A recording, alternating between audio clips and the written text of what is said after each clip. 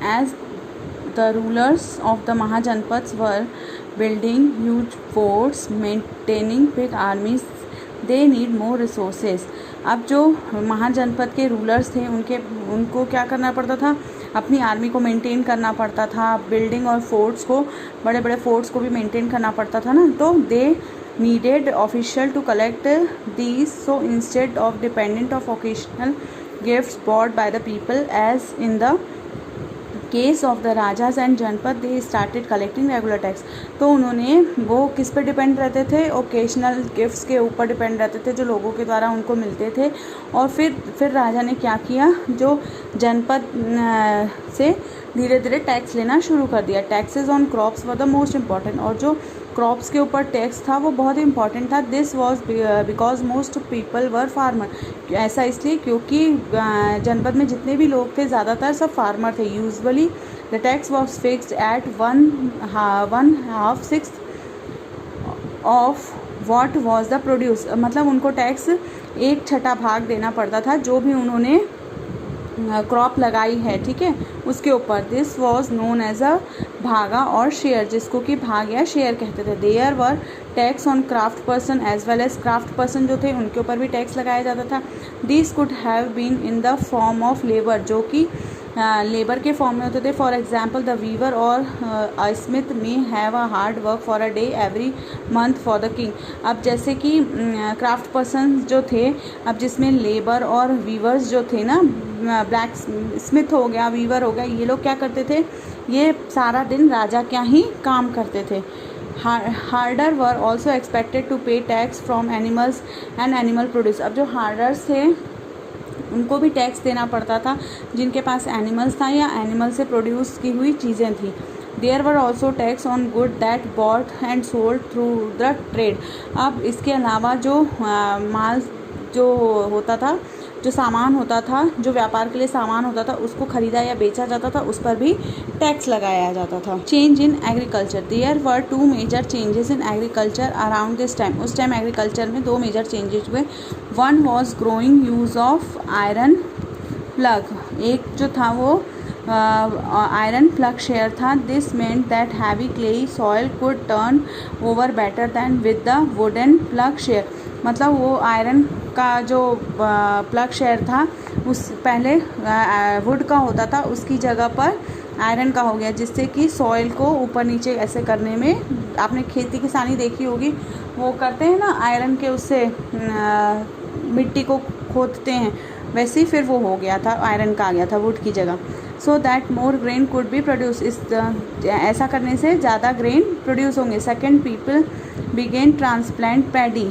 This meant the instead of scat seed on the ground from which plant would you sprout spelling were grown and the planted in the field. दूसरा जो था कि आप जो seeds हैं उनको ground में कहीं पर भी मतलब स्प्रिंकल कर दीजिए, तो क्या होने लगेंगे, जो प्लांट्स हैं वो ग्रो होने लगेंगे फील्ड में. This lead to increase the production, जो कि प्रोडक्शन को इंक्रीज करेगी. As may more plant survived, however it is back breaking work generally slave men and women, das and dasis, and landless agricultural laborers, karmakaras had to do this work. अब ये सारे काम कौन करते थे, दास दासी करते थे, जिनके पास क्या होती थी, लैंडलेस एग्रीकल्चर होता था, जिनके पास ज़मीन ज़्यादा एग्रीकल्चर के लिए नहीं होती थी, और वो जो दास दासी होते थे उनको ये काम दे दिया जाता था.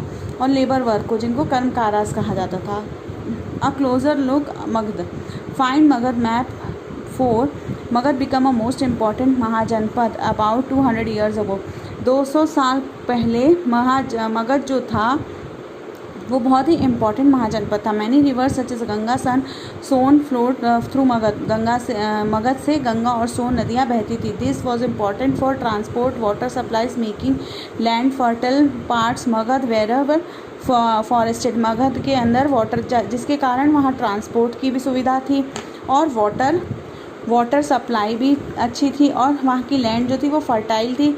और इसके अलावा बहुत से पार्ट्स कौन से थे, फॉरेस्टेड थे, मतलब जंगल थे. Elephants which lived in the forest. Elephant जो जंगल में रहते हैं, could be captured and train to army, और जिनको पकड़कर क्या किया जाता था, उनको ट्रेन किया जाता था आर्मी के लिए. Forest also provide would and building house carts and chariots. Forest जो थे वो उनसे है उन्हें क्या मिलता था, लकड़ियाँ मिलती थी जिससे वो घर बनाते थे, कार्ट्स बनाते थे और चैरियट्स बनाते थे। Besides there were iron ore mine, इसके अलावा वहाँ पर आयरन और की माइंस थी। And the reason that could be tapped make strong tools and weapon, जिससे कि कारण वहाँ पर आयरन और की माइंस होने के कारण भी स्ट्रॉन्ग टूल्स या वेपन्स बनाए जाते थे। Magadha have a two very powerful ruler, Bimbisara and Ajatashatru. Magadha के दो पावरफुल क्या थे, दो पावरफुल रूलर्स थे, Bimbisara and Ajatashatru, who used all possible means to conquer the other janapada. Mahapadma Nanda was the another important, और महापद्मानंद जो था वो एक बहुत ही इंपॉर्टेंट रूलर था। He extend his control to the north west part of the subcontinent, जिसने अपना अधिकार कहाँ पर कर लिया था, नॉर्थ वेस्ट पार्ट पर कर लिया था। Rajgira in Bihar was the capital of Magadha for a several years, और राजगीरा जो थी वो काफ़ी टाइम तक मगध की क्या थी, कैपिटल थी। Later the capital was shifted Pataliputra, उसके बाद मगध की कैपिटल पाटलिपुत्र शिफ्ट हो गई जो कि अब पटना है। More than 2300 years ago the ruler name Alexander, करीबन 2300 साल पहले एक रूलर था जिसका नाम अलेक्जेंडर था, who lived in Macedonia in Europe, जो कि यूरोप के मैसोडानिया में रहता था। Wanted to become a world conqueror, जो कि भारत में आकर यहाँ से व्यापार करना चाहता था। Of course he didn't conquer the world but did conquer parts of Egypt and West Asia, जो कि कहाँ पर गया था, इजिप्ट और वेस्ट एशिया भी गया था। एंड केम टू इंडियन सब कॉन्टिनेंट, उसके बाद वो कहाँ आया, इंडियन सब कॉन्टिनेंट पे आया।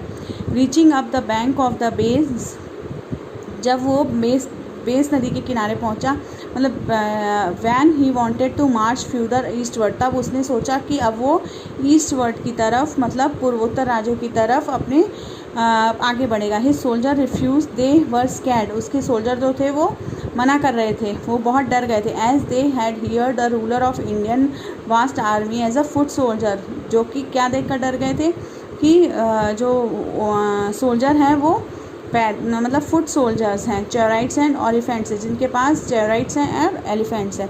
अ closer look of Vajji, while Magadha become a powerful kingdom, Vajji with the capital at Vaishali, जो कि वैशाली की कैपिटल थी, मतलब मगध एक पावरफुल किंगडम था और वजी उसकी कैपिटल थी, जो कि बिहार, ठीक है। Was under the different from the government known as a gana and संघ, जिसको कि गना और संघ के नाम से जाना जाते हैं।